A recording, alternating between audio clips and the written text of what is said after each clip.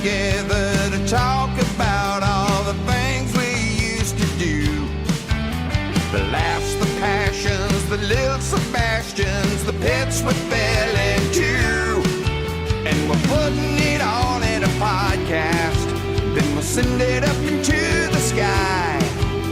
We're calling it Parks and Recollection. Come on, little podcast, spread your wings and fly. Hello, everybody, and welcome to Parks and Recollection. All right. Where we visit our old friends in the great city of Pawnee, one episode at a time. I am, literally, Rob Lowe, and I'm here with my co-host, Alan Yang. What's up, Rolo? Today, First episode, season 2. we're doing first episode of season. It's so shocking to me that the first season of Parks and Rec was so short. That's right. It changes fast. People are like, wow, like the show changed so much. But you know what? Season 1 was 6 episodes. And as we discussed last week with Pratt, you know, the 6th episode, season 1, was also kind of like season 2. It was kind of changing already. So here's a quick synopsis of the episode called Pawnee Zoo, episode 2 of season 1. It first aired September 17th, 2009. Written by Norm Hiscock, directed by the great Paul Feig. So Leslie holds a wedding for 2 penguins as a stunt to help promote zoo attendance, but she accidentally weds 2 male penguins. The gesture is interpreted by the community as support for same-sex marriage. A local gay bar honors Leslie with a party, although she feels conflicted on accepting the praise. A conservative community leader, Marsha Langman, played by Darlene Hunt, demands Leslie annul the penguin wedding or resign from the Parks Department. Act 1 break. Meanwhile, Mark and Anne's relationship seems to develop, but Anne resists because of her loyalty to Leslie. Later, a suited-up Andy shows up at Anne's asking her to get back together, but Anne says no. The audience finds out Andy hasn't matured and has been living inside the pit. Leslie goes on Pawnee Today, the local access talk show, to defend her actions with Marsha and host Joan Callamezzo, played by Mo Collins. Leslie and Marsha debate and take several callers, all agreeing that Leslie should resign, but Leslie refuses to admit wrong and won't budge. Later, Leslie visits Anne and insists that Anne go on a date with Mark. Leslie ends up taking the penguins to Iowa, where same-sex marriage is legal. So, wow, a lot going on. A lot going on in the episode. A lot going on, and one of my favorite visuals in maybe all of Parks and Recreation. Very last shot, camera swings from Leslie driving. There are two penguins in car seats. That's right. I mean, if you don't I remember those penguins. I remember meeting them. if you don't like 2 penguins in a car seat, then I don't know what more to give you. I really don't. I really don't know what more to do. It's cute. It's fun. It actually is the perfect sort of Parks thing. It's cute, like legitimately cute, not cute in an ugh way, like really like cute and funny and weird and relatable. Yeah, it's a little silly. She's doing a nice thing. It's warm and funny and a little bit sentimental, a little bit wacky, a little bit cute. And yeah, this episode is just an encapsulation of the second season and where the show ended up going, which is we're going to be a little bit more fun, a little bit more high energy, a little bit more topical, by the way. Like, yeah. This was so relatable because people forget people were discussing gay marriage. That was the other thing. Oh, that blew me away. Like, I looked it up. But, you know, it was still a huge issue. We were 6 years away from Obergefell, right? From the Supreme Court ruling. So it wasn't legal in Indiana. And then, of course, later it became legal. But man, this was a tricky topic that people were discussing. So that was really relatable and I think juicy for the show. Yeah, I couldn't believe someone accuses Leslie of, hang on, I have the actual quote. I wrote it down. Oh, it's Brendanowitz calls Leslie a social activist. And she's horrified by that. Horrified. Yeah. Can you imagine? I wrote down, literally in my notes, the meaning of activism has changed a lot. It's taken for granted now that everyone's supposed to be an activist now, yes. Especially public servants. But in this episode, this is over a decade ago, she's like, oh, I can't be seen as an activist because I have to be seen as impartial. And look, there's a difference between elected officials and sort of, non-elected officials, which is what Leslie is. Not to get bogged down in boring details, but that is actually elected. a really good point. She's not elected, yep. So yeah. But everyone's supposed to be an activist now, so it is interesting to go back and look at it through that lens, right? Of from 2021, it's totally different. But yeah, it was a real. And by the way, this was based on a real incident, right? The 2 penguins got married they were involved at the San Francisco Zoo. They were it became like a cute news story. So I think one of the ideas behind the writing of this one was we were looking at real life news stories and like, oh, what's the Pawnee version of that, right? What's the sort of silly version? What's the sort of local government version? And so I think, that was incorporated in this episode, and it kept happening later down the line, right? So when you think about what is the Pawnee version of anything, you're on your way to figuring out what the story is. It makes it really clear. You go, oh, I know how to vet stories now if I think of it through that lens. Yeah, it's so relatable, especially compared to some stuff. I mean, we took lessons from the last episode of season 1, rather, right? It's like there was at a bar, there was music. You know what? In this one, they're at a bar, there's music, and they get drunk again. It's like, yeah, why not? You do it again, and it's so fun, and you get other people in the mix, right? She has an interaction with Retta, who plays Donna, and like Donna is funny. So you're just starting to build this world, and world building turned out to be a bigger part of this show than I think anyone expected going in. It was like, wow, we're not just in the office. We're in this town. And this show became about the town, not just a little office. It became, let's build all these crazy characters all over the place.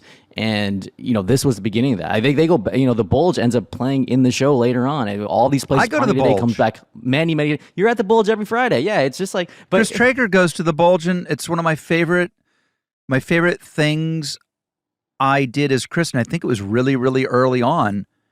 And it was one of the things that everybody went, oh, that character works, where Chris was super down. Why not? It's character building for Chris too, right? Yeah. It's like, yeah, he doesn't care. He's open-minded, obviously, egalitarian guy, and he's having a good time there. He likes fun. He likes having a good time. So, and we had Ron go there too, right? It's like it doesn't matter. So, but yeah, building these different venues, these different characters ended up being things we could return to over and over and over again. And I think that happened very organically, and so much of it is set up in this episode, even this one alone.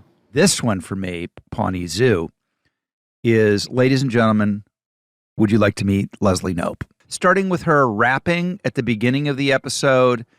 This is Amy Poehler at her absolute finest. What do you write it? You guys were writing it. What did you write differently to make it so good, so different? I'll actually never forget one of the moments, sort of a key moment for me was we were finishing writing season 1, and I was in the parking lot. Me and Mike Schur, one of the co-creators, parked near each other, and he, it was a tricky first season for sure. I mean, there were late nights, and we were just discussing the show. There's a lot of, early on in the show, there's a lot of discussion about what a show is and what the tone is and what the episode is and all that stuff. And he pulled me aside and was just like, hey man, I know it's a tricky first season, but we're going to look at this. And the same thing happened in The Office, where we just looked at the show, we kind of took stock, we got the benefit of this first season in, and we're going to look at what could be improved, and we're not going to worry. And he was really calm about it. And that's kind of exactly what happened, because we had already started taking cues in the last episode of season 1. And then in this one, as you can see, in season 1, Leslie gets shit on a lot. Leslie gets insulted, and Leslie, people make fun of her a lot. And in this one, she starts rapping, and then people are literally applauding her at the end of the cold open, right? It's like it's kind of a total 180 in that sense. And she's just a lot more fun. And, that was the beginning of it. But, a lot of that is taking cues from Amy, right? And what she responded to and what she performed best and how she was funniest, and honestly, how she was in person. It's like a person that she's one of the coolest people in the world, so it was good to sort of imbue the character with a little bit of that, at least. Guys, I actually want to bring something up really quick. Yes, you have my full attention. Thank you. Something I love about this cold open is what happened when we actually wrote it in the room. Alan, I don't know if you remember this, but when we were looking for ideas, it's like a great way to, we have to reintroduce the show to people who've watched it and to people who are discovering it for the first time. So you have to go with the pure comedy cold open that also introduces your characters. And I remember everyone not figuring out, what is this going to be? And then I can't remember who first pitched this idea for Leslie to rap, but once it came up, I'm pretty sure Mike is the one who thought it should be Parents Just Don't Understand. Because you could picture Ron saying, here's the situation. And then once he had that idea, he sat down at the computer and he just typed the entire song from memory without having to Google the lyrics or anything. It was incredible. I don't know if he goes up in my esteem or down in my esteem based on that story. I mean, it's a pretty cool nugget, I think, to have, right? It's a nice thing, a party trick to be able to, at any point, have your go-to karaoke song be Parents Just Don't Understand. You just knew Amy was going to crush it. Yeah, it was incredible. And just to put a button on it, when we then did the table read and Amy had to deliver it, it was just a bunch of people just slack-jawed and then applauding at the end, feeling that great energy of like, okay, this is what the show's going to be now. By the way, I'm just going to say it. Brandanowitz uses the word literally again in a talking head in this episode. It's starting to get on my nerves. Hey man, what if we're sending you secret cuts where he doesn't say in the original? I think I like that we're gaslighting you and he's not saying it, but we're sending you cuts where it's ADR'd in. Like it's just having him say it every episode. So just to make you angry. Just to make me angry, like what's he doing with my thing already? And also I was really sort of shocked that the last episode, Rock Show, ended with like this quasi-romantic, thing with Leslie, and then in the next episode, he's asking out Rashida. It was just, I was like, wow, okay. The guy moves on. Yeah. It's like we don't want her with him anymore. I think that's what happened. But yeah, I don't know. I mean, it certainly is a quick pivot. I think also like season 1, the character was supposed to be like a ladies' man, like sort of bouncing around from person to person. So I think that was sort of the rationale.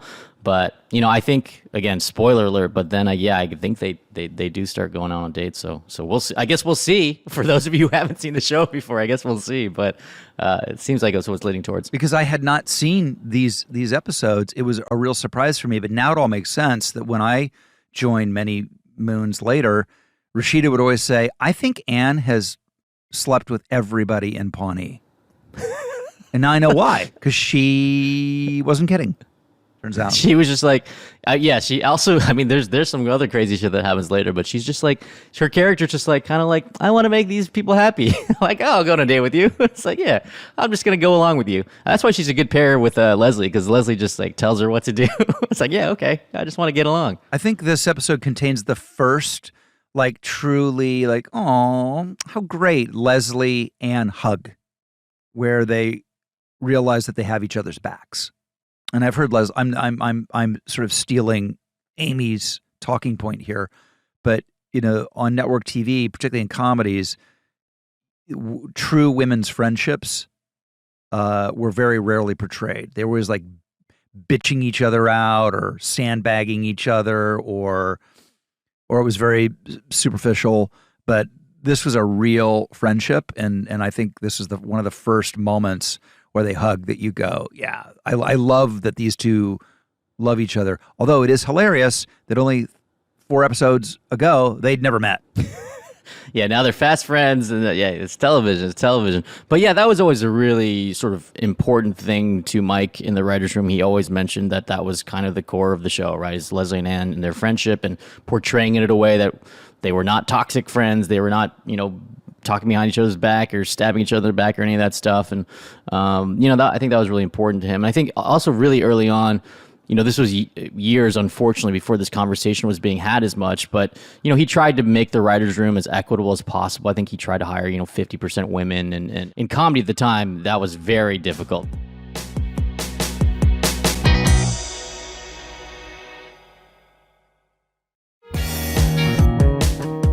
Think about all the jump cut sequences in this episode. There's the poker face one, the Lady Gaga one, there's the opening rap, obviously the Will Smith rap, and then the Tom stuff from Pawnee Today. Again, you're just getting more jokes per minute, more jokes per second, and that all helped with the sort of pacing and the tone of the show. The jump cuts are so funny. There's something about I would like to know what the math, what the actual art, what the actual reason. Cutting literally between 2 and 3 different frames of footage is the difference between a laugh and not a laugh. And oftentimes it's the unexpected. It's either when it's a little bit too early or a little bit too late, I think. And it just makes me laugh. I can laugh out loud at a cut in Parks and Rec and do all the time. Yeah, in later seasons, I got to hang out in the editing room a little more and hang out with Dean Holland and all those guys in the editing room. It just sometimes it would literally be shaving frames. It would be like, it's a little funnier now. It's a little bit better. And then sometimes you'd be shaving frames for time. It's got to be 21:15 or something. Like, can we take a little air out? Can we take a few frames out? But man, that they do a lot of work in the editing room to make something funnier and better and move more quickly. And again, you can just see all the tools in the toolbox coming out in this one because it just moves. It really moves with all kinds of pacing, really. And it will be various levels of good or bad. In comedy, in cutting, there is one iteration that is the funniest. And you got to find that in editing. And if you don't, you're done. Ron finally has lost his suit. This is the episode. By the end of the show's run, arguably, Ron Swanson is as beloved and important as Leslie Knope. And that character is not early on. And Nick is finding that super dry, removed. Like, Ron is so involved in the first episodes. He's just kind of a guy who's there and involved, and yeah, he's not even that libertarian. He hasn't talked about how much he loves meat yet. There's none of that glee of, like, he'd love to see it all blow up. None of that's there early on, but it starts in this episode. It's almost like a terrier and like a stone or something. He's just a slab of granite, or like a bear, right? Just like he won't respond, and that's the dynamic. It's just someone yapping at his heels and him sort of not responding and then being really dry, just like almost doing nothing, but not quite doing nothing, right? He's definitely doing something. It's also the appearance of the now famous Nope Obama leaflet. Yeah, it says Nope instead of Hope. Remember that era. Very, very different era. But yeah, it's kind of a cool, like, Shepard Fairey take on that poster, right? It's a red, white, and blue. Iconic. Like, I remember seeing that and going, it's just brilliant. It was a sign that the little show was going to make it. I think we put all our money into designing that because we did not apparently put the money into the CGI of the penguins having sex with each other. I don't know if you noticed that, but it appeared to be a two-frame GIF of the penguins having sex with each other. No offense to the people who did the CGI. I apologize. But it made me laugh, though. I mean, it was very funny. I wrote down it made me laugh, so I guess it did its job. It wasn't an MCU level CGI there, but yeah. Let me ask you, because again, I'm just a fan of these episodes. I'm not in them, so I don't remember what happened because I wasn't there. Were there real life penguins? Did you have a penguin wrangler? Because that's always my favorite thing is the wranglers, and like there are tarantula wranglers, literally. There are cockroach wranglers. If there's an animal that you can think of, there's someone in Hollywood who's wrangling it.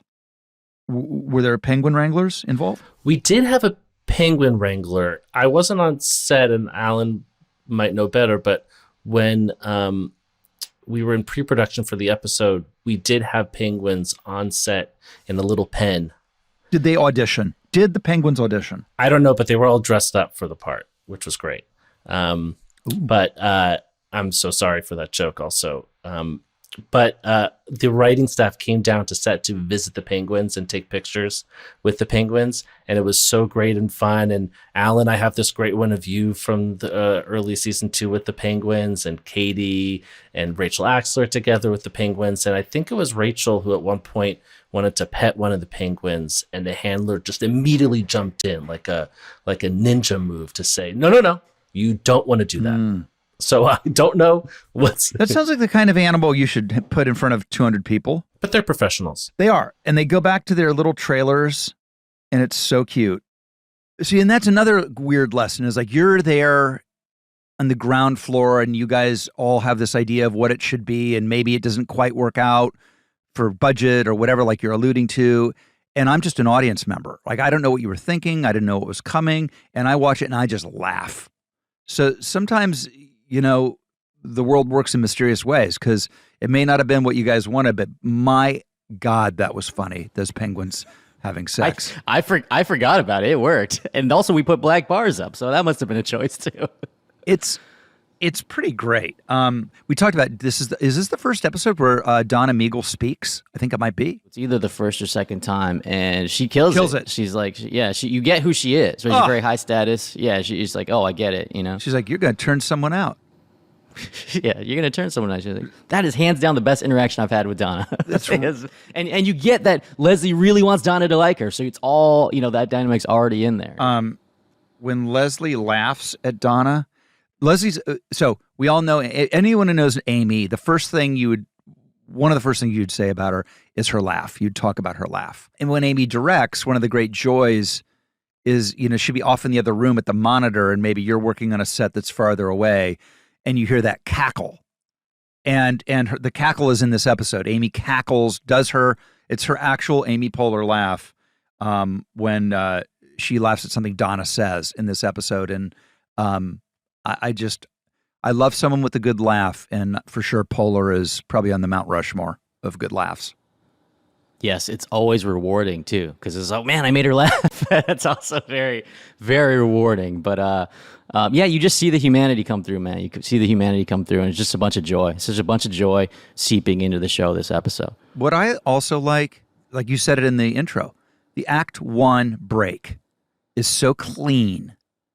It's so perfect. It's like it's real stakes. It's the sort of perfect mix of believable but not mundane and boring. Like the problem I always have with it's going to be a celebration of the boring. It's like, well, congratulations. It's you got it. You did it. It's boring. That's a very hard target. Everybody wants to hit that target. Everybody thinks they're so fancy and so ironic that they can hit that target. And when they do, it's genius. It is doable. But a lot of times it just ends up being dull and colorless. And this was the perfect storytelling break, because you when she says you got to resign or we're going to come against you, you go, yep, that works. I'm in. I'm engaged. What's going to happen next? Yeah, and we always look for those kind of cleaner sort of act breaks, right? For those who don't know, generally this has changed a lot, but generally there are 3 acts. At a certain point, they wanted us to do 4 acts, which is not traditional storytelling structure, but there's usually in network television, there's a first act break, or usually there's a cold open, right? Then, maybe a 2-minute comedy sketch, then you do commercials or the main titles, then you do the first act. Hopefully something interesting happens. We call it usually first sign of trouble, right? It's like, oh my God, this woman is going to maybe try to get me to resign, right? So that's the first act break. Second act, generally things get worse and worse and worse for your main character, and then hopefully there's a twist of some kind, and maybe they hoist themselves on their own petard. Anyway, some variance of that. And then the end of Act 2, it's generally like all is lost. It's the lowest point in the character's story. And then there's a commercial, and then in Act 3, they hopefully marshal all their resources and figure out how they've changed over the course of the story, and they use that to solve their problems and fix everything in the end. Or there's some connection made with the B story, which happens in this episode. I think, and then Act 3 that's it. But then at a certain point, NBC was like, "What about 4 acts?" We're like, "Oh no, that's very hard." It's like, what's the 4th act? But anyway, that's a business decision. Yeah, exactly. Yeah, that's just them wanting more commercials. Yes, that's all that is. I have a question for you. So, it's great because you're from Harvard and you'll know the answer to this. My grandmother used to say, "Hoist yourself on your own petard." Is a petard a device on a sailing ship that if you're not careful, it catches you and you get hoisted? Man, that's a good question. Oh, I'm looking it up now. A small bell-shaped bomb used to breach a gate or wall. What? What is that? Meaning that one could be lifted, i.e. blown, upward by one's own bomb. That makes sense. You got hoisted. But then why hoisted? I don't know. See, I think you need to say, and of course you hope that somewhere later in the story someone is blown up by their own bomb. Why not? Can't we just say that? Let's start. Blown up by their own bomb. It doesn't have the same poetry, but the two of us, if we keep getting it going now, maybe if we keep talking about it on this podcast, we'll get blown up by their own bomb into the cultural lexicon. It really has no ring to it, but hey, you're gonna blow yourself up with your own bomb? What? But yeah, I mean, hoisted by your own petard, just so fun to say. It is. I'll always stick in my mind. I had no idea what a petard was, but now I know. Yeah. I want to talk a little bit about the Pawnee Today stuff, because that's the Act 3 of this episode, and it's the first appearance by Mo Collins as Joan Callamezzo, and she gets a lot loonier. She's already loony in this one, but she gets a lot. Well, loonier. She's loony, but she's not drunk yet. When that's true. In the era when I came on the show, she was a stone cold alcoholic on the air. Yeah. She had gone pretty far into that character at that point. But yeah, this was fun, man, because this again was an idea that the writers had to sort of, what is the local access, what's their I guess 60 Minutes or whatever, and it's this really low rent sort of Pawnee Today. There's like 2 cameras or 1 camera, and one of the fun things, I forgot this entirely while watching the show. The writers went to set to film this bit, and we are the callers who call into the show. So the first sort of chunk is I'm the first caller. So whatever. And I was like, I literally forgot this. I was like, oh, my own voice in the show. And then Rachel Axler is one of the callers. The second caller is Harris Whittles, the late great Harris Whittles, one of the funniest guys who ever lived. And then Rachel Axler plays a child. So she plays it. We just left it in. And then Mike Scully, amazing writer who used to run The Simpsons, is another one of the callers. And I think the plan was just do the calls, and I thought they were going to replace them later, and then I think they just didn't replace them. So it is very funny to listen to. I was like, oh yeah, it took me back to going there and recording the calls, and sort of, that's kind of a fun thing, right? Because so the way it works is the writers don't always go to set. You usually go to the set. You usually go to set for your own episode if your name's on the episode. And so Norm was on this one, so he probably was there the whole time. But the stage was pretty close to the writers' room, and so I think we got to go down for this one and watch the taping. Well, I mean, what I'm struck with hearing that story is every name you mentioned is a certified comedy genius. Like killers. I mean, each one of those people probably, well, as you have gone on to run their own rooms and create their own shows. But the notion that all those people were on the staff of Parks and Recreation at this early iteration just blows my mind. Yeah, they did a good job hiring. It was like, a great job casting and a good job hiring a writing staff. That's still, one of my favorite experiences was writing with all those other people. I just felt like I learned a lot, and talking about Scully, man. Scully joined season 2, and Harris and Aisha joined season 2, and I always felt privileged, man. I felt privileged. I still remember the feeling I had viscerally, because sometimes you're at the keyboard and you're typing into the script or whatever, and sometimes later on in the show Mike would let me sit at the computer and type jokes in the script, and at a certain point people are pitching, you're pitching what gets in the show and stuff, and I look to my right, and Mike Scully, who again ran The Simpsons, like the show I watched as a kid, like, and is just a genius level comedy writer, one of the best joke writers I've ever met, just pitching me jokes, and I'm like, nope, not good enough. Like I'm typing into the script. I'm like, this shouldn't be happening. But he's one of the coolest, funniest guys there is. So I mean, I pretty much typed everything he said into the script. Yeah. But at the time, I was like, wow, this is really crazy to me. This is an amazing experience. But yeah, we were all there, and by the way, we were all doing our best. We're like, is this gonna work? We're just trying. We're like, I don't know, man. We're just trying. We were having a good time, but I mean, look, those jokes are funny, and I think Joan Mo does a great job as Joan, and obviously Amy's very funny on the show as well. So. And that's packed in. That's just in the last 5 minutes of the show, right? So, and then you also have Pratt, just in his underwear at the end of the show. I mean, there's a lot of comedy. It's laugh out loud funny. Pratt getting into the tent with his big old booty sticking up there in his underwear. By the way, I like that it's set up that Tom Haverford was a longtime often guest of Pawnee Today. That was news to me. And the way Aziz is slouching and just shamelessly hitting on Joan Callamezzo. Yeah, it's this thing again. His character was evolving, and the idea that basically he was schmoozing with everybody in town, right? How did you guys come up with Mo Collins? Was she somebody that was in the Amy Poehler comedy world, or did she audition? I think she was kind of in the ether, and her name came up as someone who might be interesting for this role. And thank God, I think she ended up being a perfect fit. I believe she was on Mad TV, and we just felt like this character needed to be kind of a comedy powerhouse, and we didn't want to have someone who's just straight, sort of be the interviewer, right? We wanted what's the Pawnee version of it, and what's the sort of loopiest version possible. And I think you see glimpses of it in this episode. But what's funny is as the character develops later on, not only is she clearly an alcoholic of some kind, but she also is pretty mean. She's like very mean to Leslie. Yes. And she loves Tom. I mean, those dynamics, it's crazy. Like you have clear dynamics between her and the other characters, and she's not even in the regular cast, but she loves Tom. She's very flirtatious. I think she's later, flirtatious with Adam Scott's character too. So I think it becomes kind of a rich personal narrative for Joan Callamezzo. I remember naming Joan Callamezzo like this, like we were coming up with it. So later on in the show, you'll see that Mike sure loves insane names, and so this was pretty early on. Joan Callamezzo not even that insane, but sorry. What I think is so funny is that when Mike started naming all the characters, he was obsessed with names sounding normal.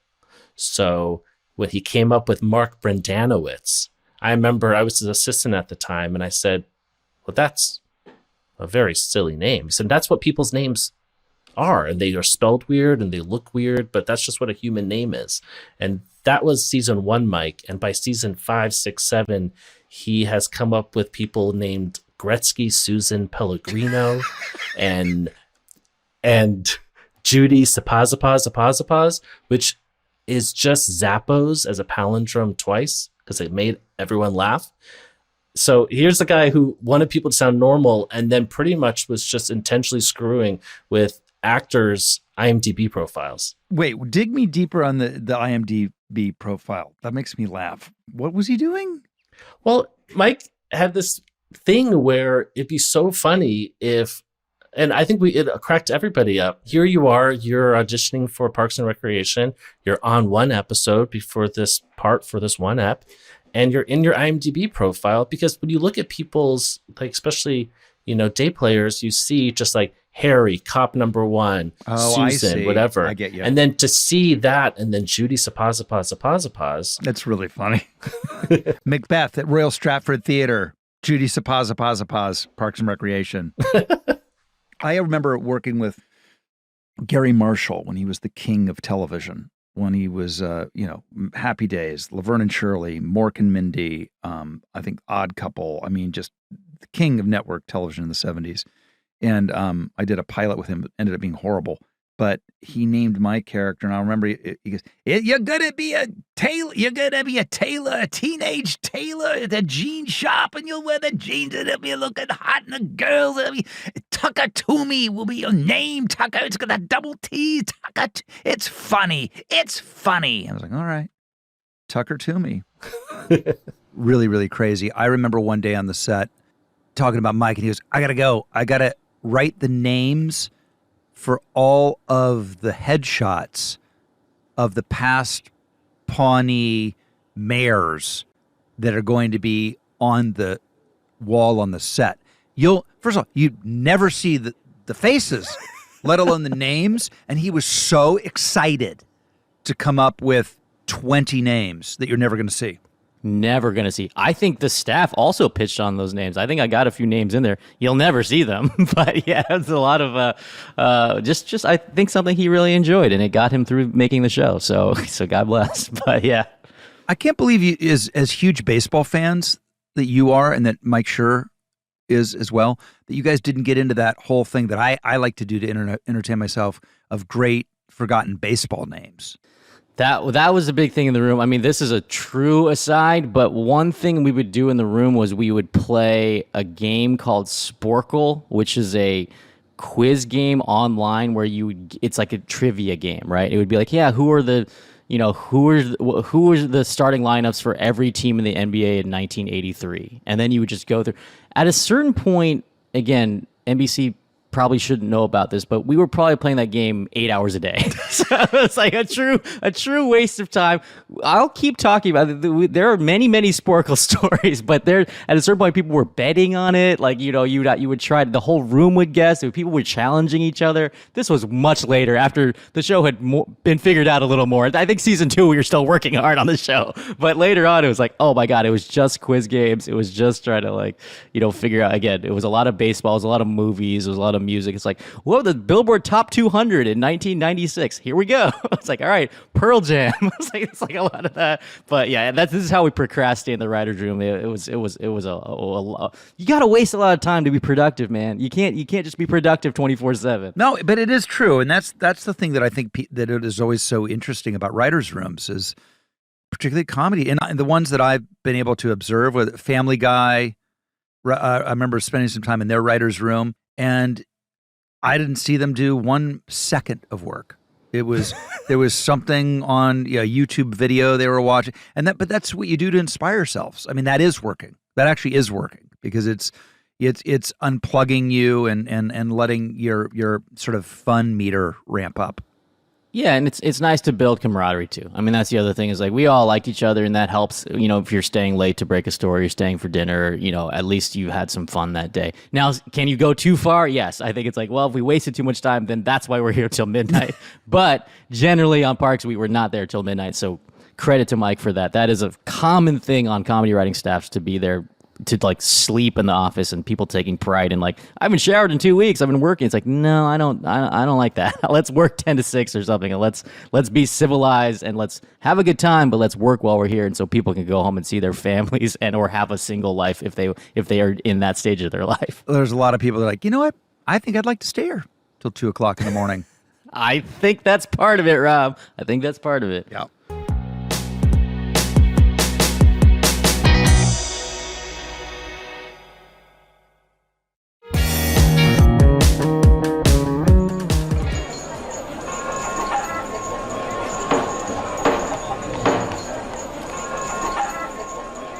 Let's take a swing by the Pawnee Town Hall. The meeting is already in session, as it turns out, and the line is long. But at the front of the line, we have someone asking, what's something that resonated with the fans more than expected? I think that's a lot on Parks and Recreation, actually. What would you think what comes to mind for you, Alan? God, there's so many. I want to do one of the big ones, but I'll start with a really dumb one. It's one of the dumbest things I've ever seen in the show, and it only resonated in the sense that I remember that it was kind of like our people watching the show. There was a very small bit that it was in an episode. I think my name was on the script, and it was like these gadgets that Tom had invented or was working on, and he had basically strapped an iPod on top of a Roomba, like a vacuum cleaner, like dude, DJ Roomba. So DJ Roomba was a thing that I put in the first draft of the script, and Mike was like, I don't understand this at all. Like, I don't know what this is. This is nonsense, total nonsense. And he was like, I trust you. We're gonna build it. So we had the props department build it, and then the DJ Roomba would go around the set and play music, and it was like people love this thing. We're like, what is this? And that was when it was like the lunacy of the show had reached a certain point. Oh, dude, when I got to act with DJ Roomba, I took a picture of it. I have a picture on my phone to this day, and I think if you go back in my feed in my Instagram, I think I said got to work with this guy today. Very exciting. The man, the myth, the legend, DJ Roomba. I knew we had reached full lunacy when it was a recurring character, and then later, one year, a Halloween episode, the DJ Roomba had a costume. It had a ghost costume, and it's like the ghost of DJ Roomba is haunting Jerry. It's like, we've gone totally off the rails. I was like, at this point, I don't know what the show is, but I love it. But that was a tiny thing that I couldn't believe even got in the show in the first place. I can't top DJ Roomba. I mean, I think you picked the absolute perfect epitomization of Parks and Rec, because everybody knows the big ones. The big ones, of course, are Little Sebastian, Galentine's Day. I mean, there's a lot. Right? Treat Yourself. Man, I forgot about Treat Yourself. God, come on. How about you? Did you think people would start saying literally to you on the streets? Like, no. when you said the first time, I don't think you thought that, right? No. Look, I've been doing acting for a lot of years, a lot of movies, a lot of TV, and I'd never had a catchphrase. And I was very disappointed. And it took me being on Parks and Rec to get a catchphrase. And I got 2 of them. I got literally, and I got Ann Perkins. That's true. saying people's names. It's also very versatile. It's also like people can use them in conversation. You just point at someone and say their name, or you say literally. That applies anytime. So hey, man, congrats. Hey, it's good looking out. Well, guys, thank you all for tuning in. And again, I say tuning in because all my references are dated. There's like I picture people like having like one of those when they used to listen to FDR in a fireside chat listening to this. Do you think they're doing that with one of those big, gnarly radios and like they're by the fire? The kids always sat on the floor. They never got to sit in any of the furniture in those pictures for whatever reason. Yeah, I picture them playing this on like a 18th century Victrola. Yeah. they just put on some Mozart and then they put like there's a huge cone shaped thing they're listening to. That's very topical, right? Yeah, I think I'm nothing if not hip. Thank you all so much. We have another really good episode. Episode 2, Season 2, The Stakeout. Good episode. Next week is The Stakeout. That's the one with Emilio Estevez and Richard Dreyfuss, right? Stakeout. Yep. It's a word-for-word remake of that movie. Yeah. It's going to be great. Hey, don't forget to rate and review our little show, Parks and Recollection. Very important to the show. If you like it, we could really use it on Apple. And don't forget my other podcast, Literally. Come on now. Thank you to everyone for listening. Thanks, Producer Greg and Producer Schulte. Goodbye for Pawnee. Thank you.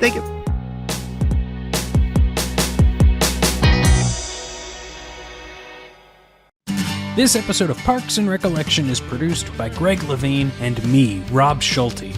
Our coordinating producer is Lisa Berm. The podcast is executive produced by Alan Yang for Alan Yang Productions, Rob Lowe for Low Profile, Jeff Ross, Adam Sachs, and Joanna Solitaroff at Team Coco, and Colin Anderson at Stitcher. Gina Batista, Paula Davis, and Britt Kahn are our talent bookers. The theme song is by Mouse Rat, aka Mark Rivers, with additional tracks composed by John Danik. Thanks for listening, and we'll see you next time on Parks and Recollection.